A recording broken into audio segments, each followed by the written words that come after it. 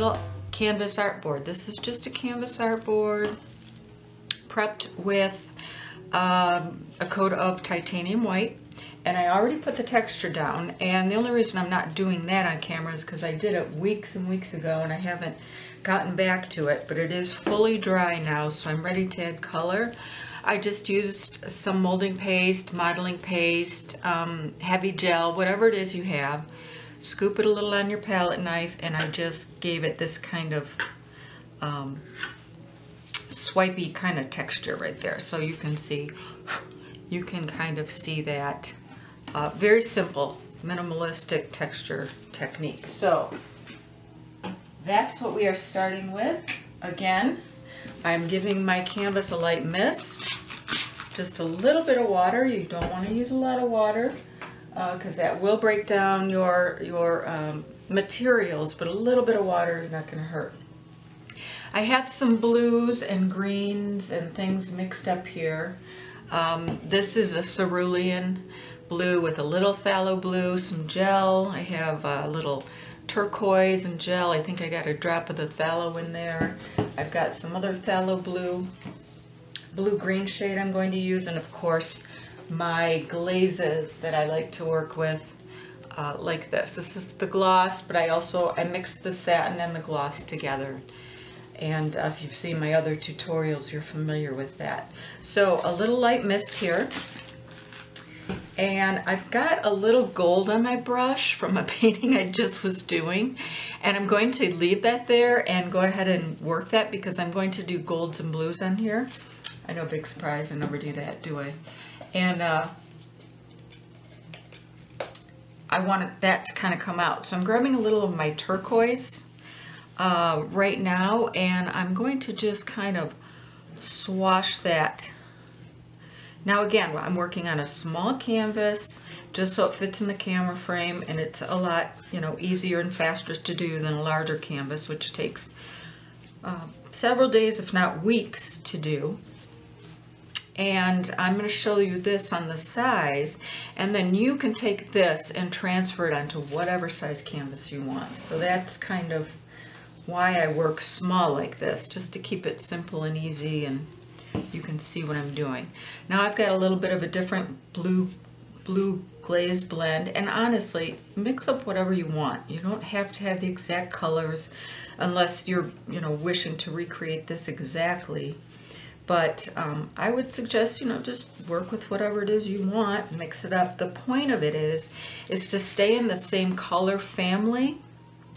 You don't want, you know, orange and purple and green. You're going to get brown or black if you do that. So you want to stay in the same color family. And you definitely want to work with glazes because that's going to give you that sort of translucent effect that we want with this. This is not, you know, just a huge amount of paint on here. It's very thin. Now right now I'm putting a little swatch of just titanium white right here just to kind of lighten it a bit in a couple spots. That's all I'm doing, just a little on my palette knife, and I'm swatching it down here. And then what I'm going to do is I'm going to take a brush and blend this in. So I'm taking a clean brush, flat brush. I think there's enough water in here, but let's see if I need any. Yeah, that's good. And I'm just kind of blending this down like this, just so all the colors kind of blend together, kind of getting that cascade effect that I often do. But I don't want it perfectly blended, so you want to use this very lightly and just push it down like that. Okay? So, this is where we're at with it right now. And then what I'm going to do is just kind of smooth this out a bit up here, because I'm going to come over this top, and I do want a little of this color up here. It adds a little depth from underneath than just having pure white there, which is what I'm going to put up there. And I'm going to show you why we kind of want that once we get going. Bring that down. There's a little bit of the gold coming through that was on my brush. You don't need that, of course. It would just happen to be on my brush, and sometimes I just like to roll like that. I'm going to fill that in, and then I think I'm going to come back with some different brush strokes and go up like this in a couple spots. Just add a little visual interest so everything's not going one way.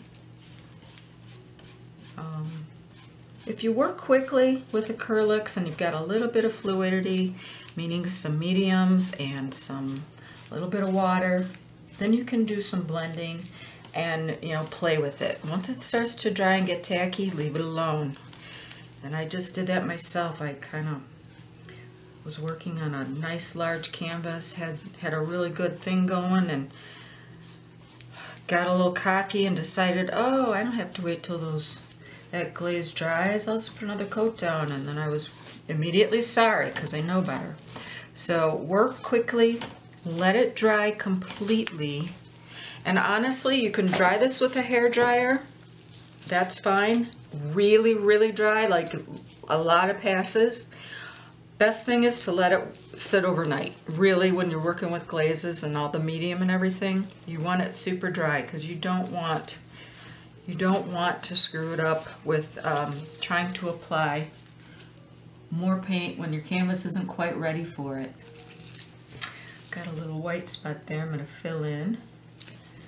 And I'm going to let this dry, and then we're going to come back and do some other stuff with this canvas.